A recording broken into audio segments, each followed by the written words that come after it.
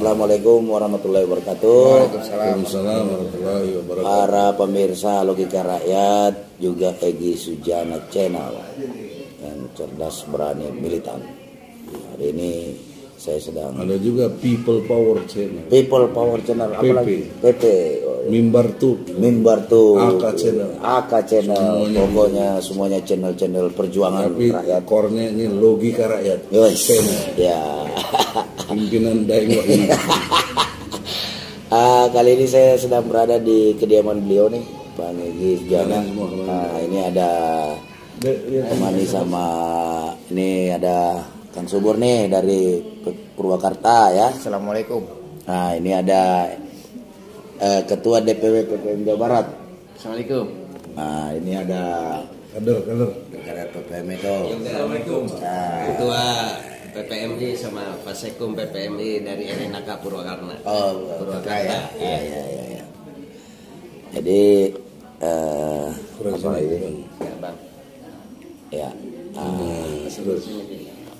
Ya.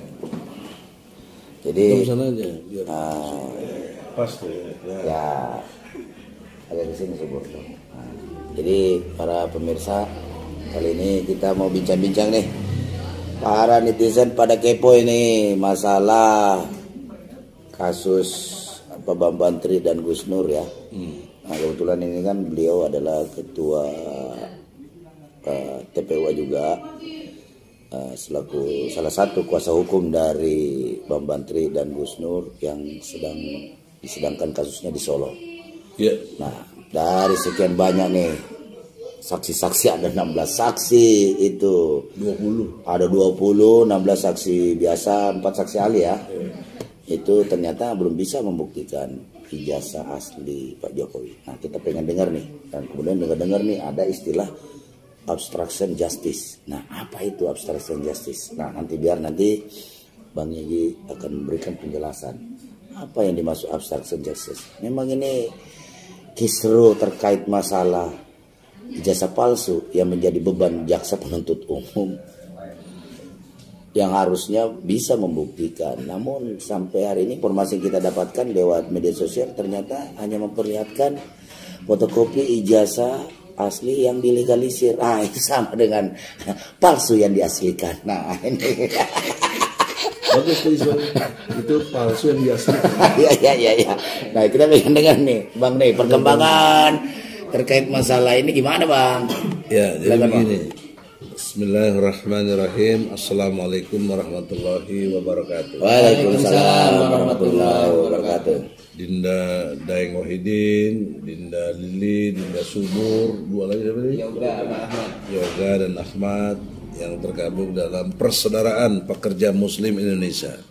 Nah, jangan lupa tuh kita punya logo tuh, center dulu tuh PPMI itu. Nah, jadi Persaudaraan Pekerja Muslim Indonesia ini insya Allah satu-satunya serikat buruh yang berbasis dan secara ideologinya itu Islam, luar biasa. Alhamdulillah. Saudara-saudara,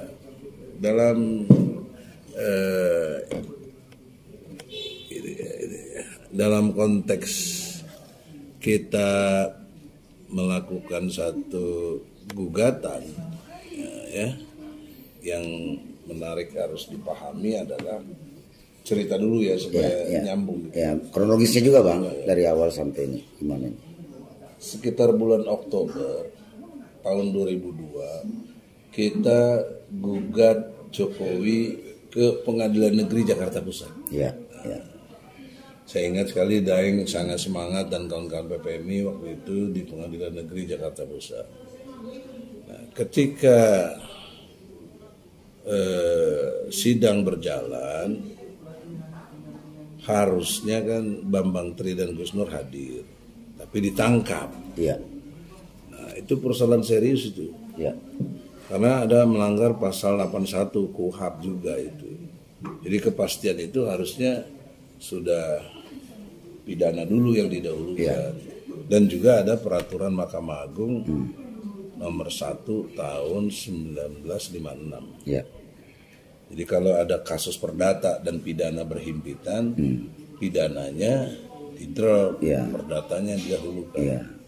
Nah, pertanyaan seriusnya, mengapa posisi hukum yang kuat seperti itu tapi tetap ditangkap Bambang Tri sama Gus Dur? Iya. Itu kan pertanyaan serius yang nggak dijawab sampai sekarang. Iya.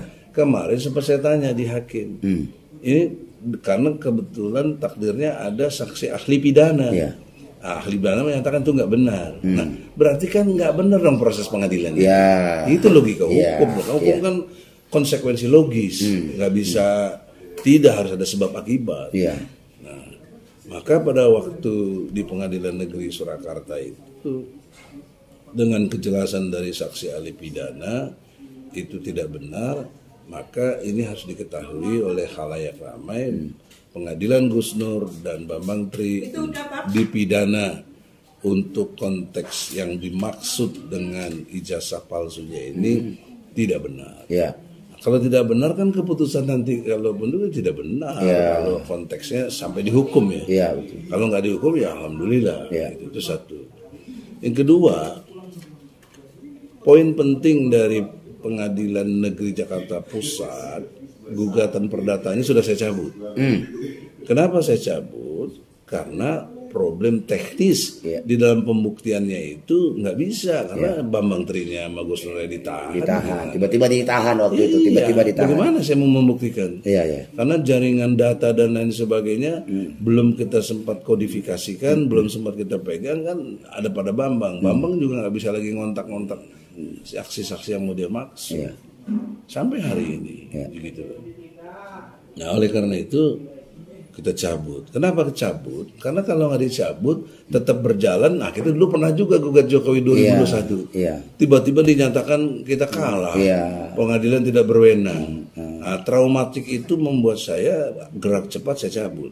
Sehingga kelimpungan dia. Iya, iya. Ya, termasuk ada tokoh pengacara senior juga merasa menyayangkan. Ya, saya dengar katanya dia aja pengen mau jadi lawyernya. Iya, pengen jadi lawyernya Jokowi. Tapi itu faktanya begitu. Jadi karena kita cabut tidak diadili, maka kembali kepada situasi tidak adanya gugatan apapun. Iya, iya, iya. Nah, berpindahlah peristiwa perdata ini tadi menjadi ke pidana. Pidana ya, dan disidangkan di Solo. di Solo. Nah, ini Tapi saya mau tanya, Bang. terutama buzzer jangan blow on. Iya, saya mau tanya, kok disidangkan di Solo? Bukan dia ditangkapnya di Mabes Polri. Lebih heran Jadi lagi. kejadiannya di Malang. Nah, itu gimana itu, Bang? Aduh, ini Menurut kan kacau konstruk ini. hukum KUHAP itu nggak benar. Iya, harusnya Harusnya yang benar di Malang. di TKP ya. Ya TKP dong. Iya. Terus makanya saya tanya juga, kenapa itu? Alasannya saksi-saksi banyak dari Solo. Iya. Padahal nyatanya enggak tuh. Ya. Banyak yang datangin dari Jakarta. Jadi ini kasusnya khusus kredit ya, TKP di Malang, Iya. BAP di Jakarta, Iya, sidang di ditangkap Solo. Sidang di Solo. Aduh. Pak Balius Bentar, putusan hakim di mana nih? Putusan lagi Ke Makassar. Bisa jadi. Iya, iya. Hukum kok dimain-mainin gini. Iya, iya, itu. Parah ini, parah.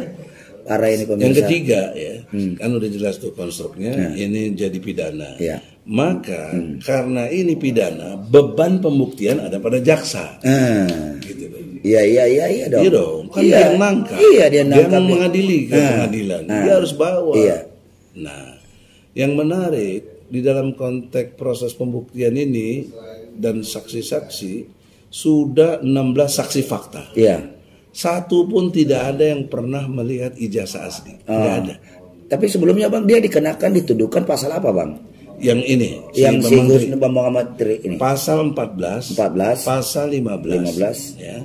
Undang-Undang Nomor 1 tahun 1946 tentang berita bohong. Iya.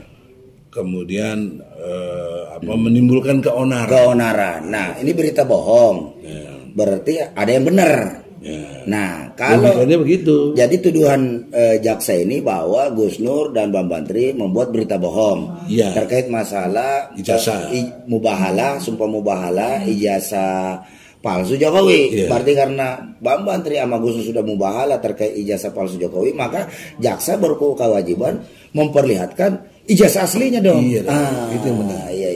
Lanjut, Bang. Makanya tadi sampai 16 orang saksi tidak ada yang bisa membuktikan setidaknya pernah melihat ijazah asli Jokowi. Tidak ada. Termasuk kepala sekolah. Dari 16 orang kepala sekolah SD, SMP, SMA. Iya. Parah ya. Parah sekali. Termasuk kepala sekolahnya sendiri tidak pernah melihat ijazah. Nah, yang menarik, jaksa membawa di persidangan diperlihatkan ada ijazah fotokopi. Jokowi yang dilegalisir. Nanti istilah dulu. Ini yang palsu diaslikan. Iya, di-upgrade. Seolah jadi asli. Dan bertahan di situ. Nah, waktu saya tanya sama jaksa lu gimana sih? Tolong dong, di depan hakim nih. Ya itu Bang, kita dapat dari polisinya begitu. Gitu. Dia harusnya kan dia harus buktikan. Kalau berapatnya itu nggak sesuai dengan ada bukti, lo mesti kembaliin. P19 dong. P19 mesti bagaimana? Aduh, kok P21? P21. Itulah berarti lu dipaksakan ya sama pimpinan. Iya Bang, gimana? Berarti statusnya juga ini di-upgrade juga Bang. Harusnya P19 jadi P21. Jadi masalah di-upgrade juga. Barang buktinya di-upgrade. Iya. Yang tata caranya di-upgrade. Gila ya, memaksakan. Pak Belit. Iya. Padahal dia kalau polisi cerdas dalam arti saya sangat baik ya kan, kita banyak teman-teman polisi. Saya udah cabut itu mesti jangan dipersalin. Iya harusnya. Udah habis itu hilang itu. Gus Nur. Karena dia ditangkap justru jadi masalah. Pidana. Apalagi sudah disidangkan. Udah sidang ke-8 loh. Iya. Saksi udah 16 yang fakta, yang ahli 4. Iya. Ahli bahasa, ahli agama, ahli sosiologi, ahli tindak pidana, hukum pidana. 4 ini. Nah, dari 4 saksi juga saya tanya ahli-ahli nih, lu pernah dilihatin ya ijazah asli? Enggak. Lu bagaimana mau bersaksi ahli? Lu ahli apaan? Iya. Asumsinya apa ini backgroundnya? Sehebat-hebatnya ilmu dia kalau nggak pernah lihat yang asli gimana? Iya. Nah, yang terbatus saksi pidana. Dia jujur, dia pernah cerita di Gorontalo katanya. Nah, Gorontalo kan daerah Makassar sana juga tuh. Ada kasus orang terdakwa mempunyai fotokopi tentang tanah ya kalau nggak salah. Tapi hakim tetap memutuskan bahwa itu palsu karena cuma fotokopian. Nah, sinonim dengan persoalan jaksa, dia bawa ke kami ini diperlihatkan persidangan fotokopi ijazahnya Jokowi. Itu kan walaupun dilegalisir berarti hakim harus menolak dong. Karena itu palsu. Jurisprudensinya di situ Bang. Jurisprudensi itu. Itu nolongnya itu. Salah satunya dari saksi ahli pidana.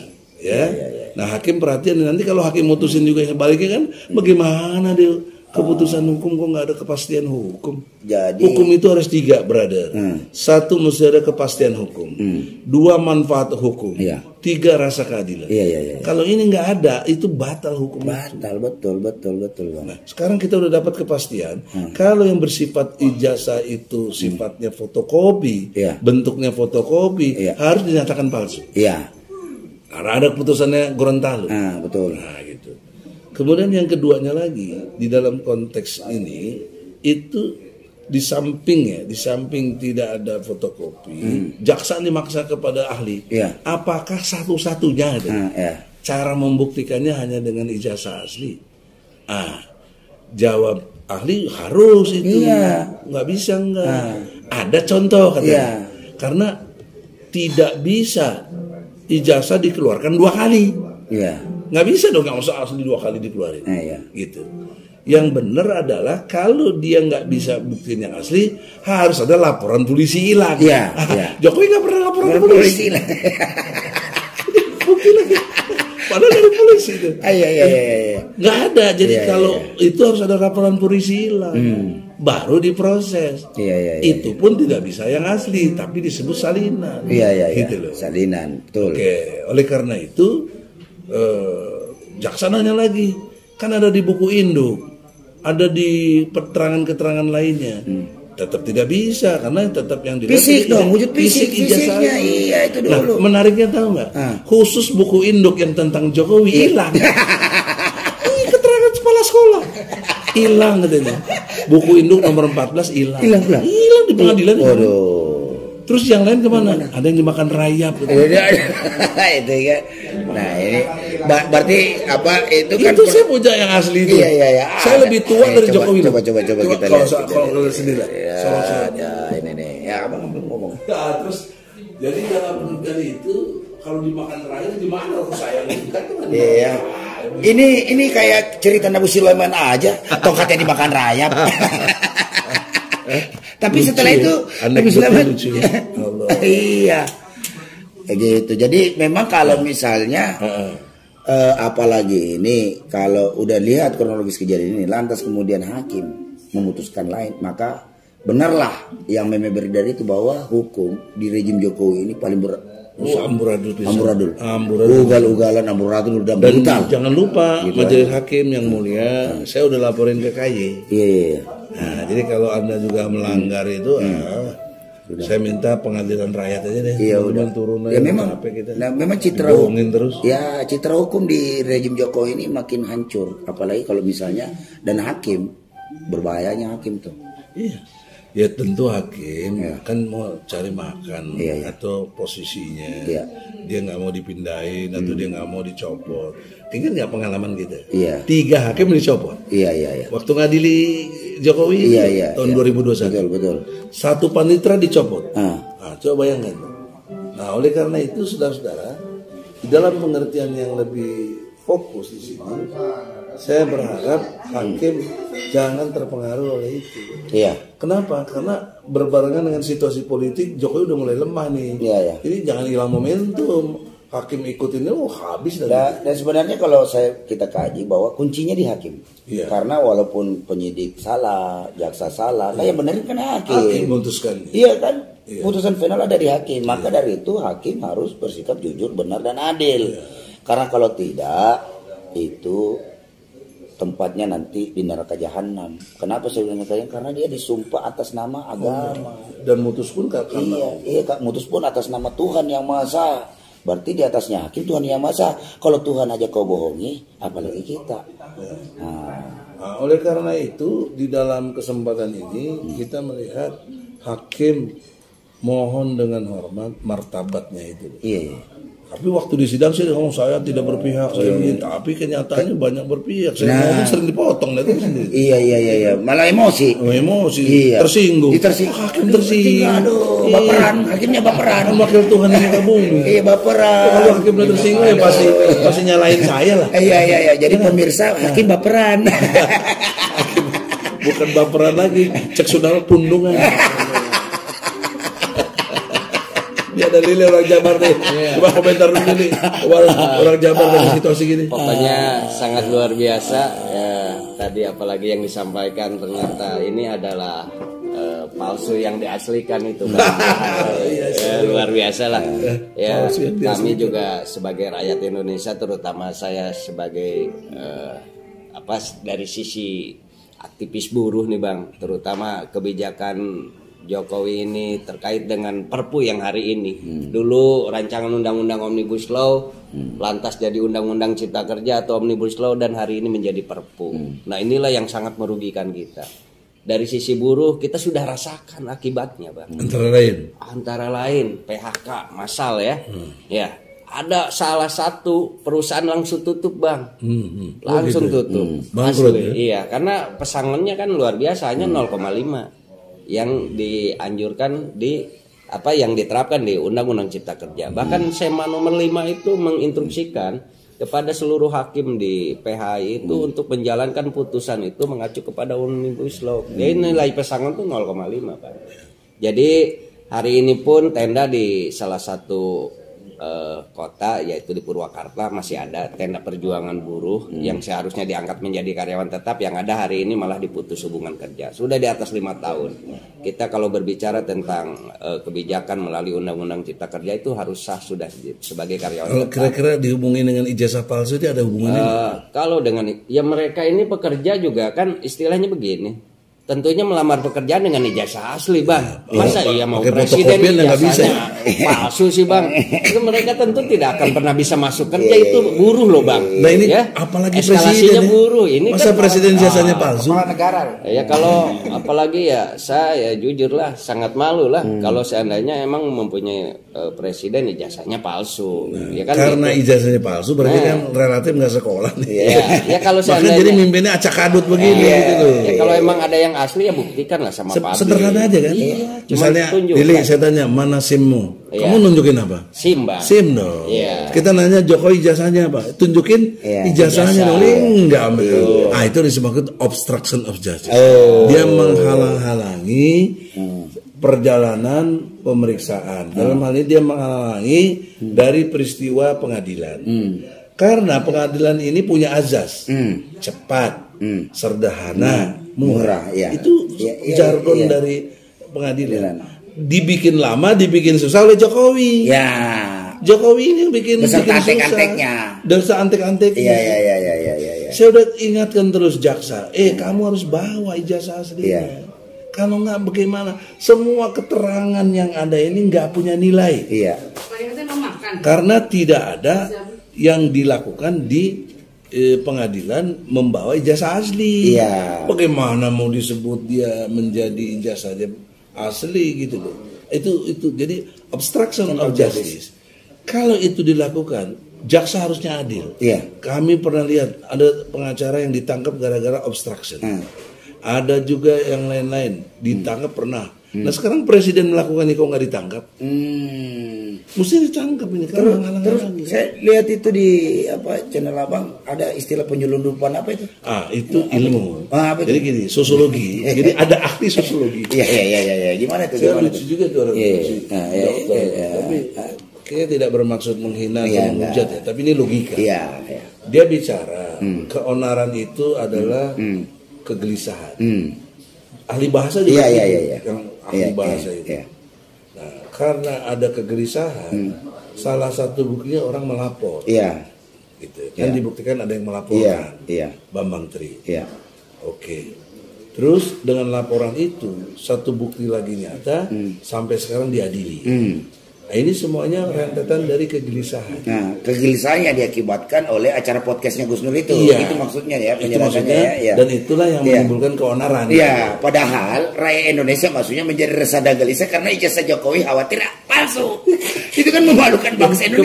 Kebalikannya. Iya, kebalikannya. Justru saya bilang, ahli sosiologi, aku happy kok, aku senang. Apalagi terbukti Joksul ijazahnya palsu, senang kali gue. Tumbang dia. Iya. Kan senang dong. Iya. Masa gelisah? Tidak gelisah saya. Kamu gelisah, emang apa urusannya gelisah? Ijazah lu nggak bukan? Iya. Ya toh? Ini berarti saksi ini dibayar. Iya, itu dia. Jelas. Nah, terus kategori masuk selundupannya gimana Bang tadi? Selundupannya secara ilmu ya. Iya. Dia satu subjektivitas, tidak objektif. Iya. Kan ilmu itu harus objektif. Iya. Tidak berpihak. Dia telah berpihak. Iya. Ya, berpihak kepada kepentingan Jokowi. Iya. Harusnya dia tidak berpihak kalau ahli. Iya, mencari pembenaran lah ya. Penyelundupannya adalah dia menafikan. Diselundupkanlah yang namanya yang benernya ini diselundupkan jadi gak kelihatan. Itu namanya penyelundupan ilmu. Iya. Jadi dia menyelundupkan sosiologi. Ya itu tadi kan saya sosiologi. Sosiologi itu intinya para individu dan kelompok atau masyarakat. Itu individu. Nah individu saya tidak gelisah. Iya. Dia melihat hanya yang gelisah. Iya. Ente juga nggak gelisah, Nggak malah gelisah. seneng. Kita malah gelisahnya Ini coba adalah dirayati semua. bukan karena Ente gelisah ada ijazah Jokowi palsu. ya kita gelisah karena ijazah palsu. Justru bukan karena Gus Dur Bubahala. Bukan, itu makanya. Iya, Kan itu udah penyelundupannya gitu. Iya. Jelas ya? Iya, Bang. Jadi penyelundupan sosiologi harus dimengerti itu. Jadi orang kalau bersaksi jangan begini, dia nggak lihat sheet B-nya. Iya. Oke, sheet aja begitu. Iya, Sheet iya. B-nya Iya. nggak begitu.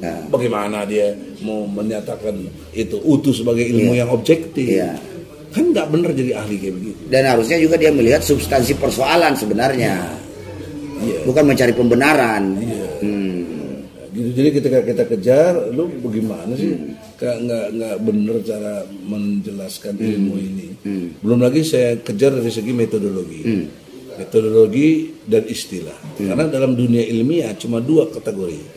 Metodenya apa, istilah-istilahnya apa. Nah, gitu. Dia bikin misalnya legal sosiologi.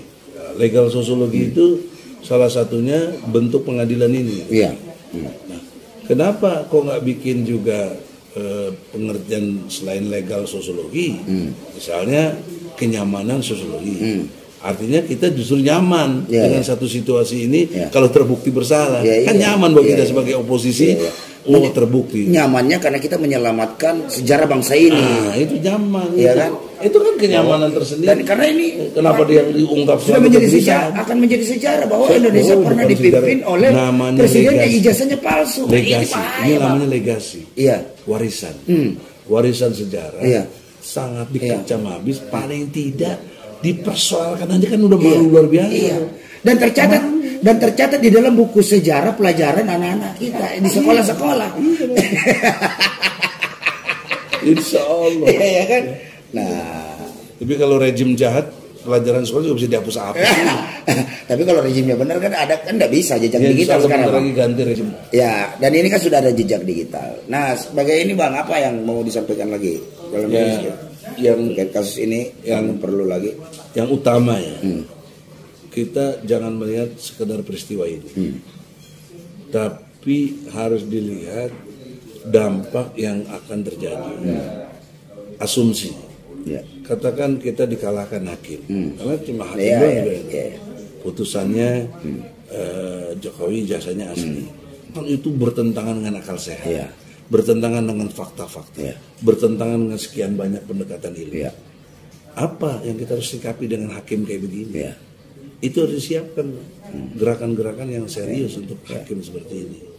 Apakah kita geruduk pengadilan Solo karena telah menciptakan hakim yang monster, hakim monster yang tidak menciptakan rasa keadilan. Dia kan wakil Tuhan di muka bumi, kok jadi monster? Atasannya Allah. Atasannya langsung Allah dengan atas nama Allah. Iya, dia memutuskan sesuatu yang Maha Esa. Yang kedua, presiden loh. Yang kedua, alhamdulillah semoga hakimnya sadar, diberi hidayah juga oleh Allah, memutuskan memang benar ijazah Jokowi itu palsu. Karena menurut Bambang Tri, saya nggak tahu yang asli, nggak tahu yang palsu. Saya meneliti ya. Di hasil penelitian 3 tahun, maka lahir buku Undercover 2. Dia bahkan berani menyatakan Jokowi tidak punya atau tidak ada ijazahnya. Sehingga dia meneliti ini. Dan kesimpulan dia sampai situ nggak ada. Karena dicari yang aslinya nggak ada. Kan harusnya Jokowi simpel sekali tuh. Ini lo Bambang Tri lo gue bohongin lo nih jelas nih gue punya asli. Selesai dong. Kasus tutup, Bambang Tri bisa ditahan. Bahkan dia ngaku siap ditembak. Kurang apa lagi meyakinkan itu. Nah, sementara dari pihak Jokowi tidak meyakinkan, bahkan tidak mendatangkan ijazah asli. Nah, di sinilah. Lalu pertanyaan seriusnya, kalian aktivis ngapain? Udah punya presiden yang katanya bilang malu-malu, presiden ijazahnya palsu, lu mau ngapain? Nah, saran saya, kita tertib hukum, kita datang ke DPR dan MPR supaya sidang istimewa. Memberikan putusan ya, fakta-fakta di persidangan. Nah, ini kayak begini, kok kalian nggak panggil presiden? Kok kalian nggak persoalin? Tapi kalau anggota DPR-nya kabur, gimana Bang? Sudah, itulah pengadilan rakyat. Itu ya. Harus diasumsikan. Ya, harusnya kan DPR kan menjadi wakil rakyat, bukan malah menghindari daripada rakyat yang datang. Yang menarik dalam arti nggak senang. Iya. Tidak ada satupun anggota DPR yang komentar tentang Nah itu dia Tidak Bang. ada. Makanya kata dari partai-partai Islam yang katanya demi Allah nggak ada. Makanya Bang, karena itu tidak statement aja enggak, tanggapi urusan juga ini enggak. Gimana kalau didatangin? Pastinya tentu saja saya prediksi kuat. Iya itu pasti. Dalam konteks yang benar. Lu tuh wakil rakyat, lu digaji rakyat tapi lu kelakuan kok begini. Iya.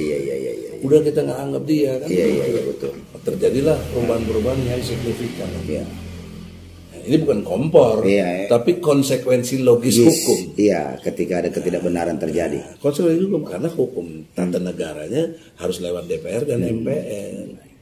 Bahkan lewat MK, kalau MK juga. Tapi gimana mau MK bersidang? Udah jadi ipar. Nah, udah jadi iparnya. Oke. Ada hakim yang benar, Aswanto dipecat. Dipecat, aduh. Allahu Akbar. Jadi kembalilah teman-teman guru, ini kembali ke rakyat. Iya. Oke, pemirsa, itu tadi kita dengarkan uraian dari Bang Egy Sujana selaku kuasa hukum Bang Bantri, bahwa dari kronologis itu kita bisa tangkap bahwa ada rekayasa hukum terjadi, diduga ya, dalam ada sebuah rekayasa. Diduga sudah terjadi, sudah terjadi rekayasa hukum. Dan ini juga tentunya saya cuma ingatkan aja, wa makaru wa makarallah innallaha makirin. Jadi kalau Anda mau bikin makar kepada Allah dalam hal ini representasi daripada perwakilan daripada rakyat Indonesia. Nah, sementara di sisi lain Anda melakukan makar itu dalam bentuk melakukan penipuan-penipuan.